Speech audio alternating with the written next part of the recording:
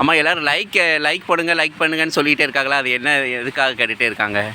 அப்படியே ஒரு புளிய விதையை போட்டு அதை செடியாக்கி மரமாக்கி புளியம்பழம் வந்து ரசம் வச்சா நாங்கள் லைக் போடுவோம். நீங்கள் என்ன செய்றீங்க?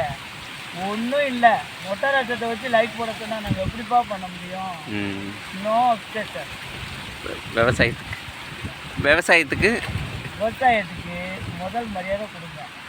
அதுலேயும் ஒருத்தர் உருவாக்கி ஊரே சாப்பிடும், அதை புரிஞ்சுக்கோங்க.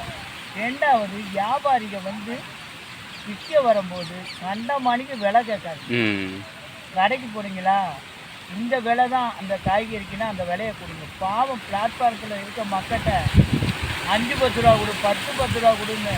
விவசாயிகளை கொள்ளாதீங்க, அது பாவம். நீங்கள் ஆஸ்பத்திரிக்கு கொடுக்குற காசு எவ்வளவு, அதை முதல் யோசிங்க.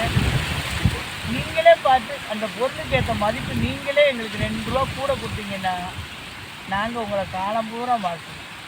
கண்டிப்பாக. ஹாய் மக்களே, இதை செய்யுங்க.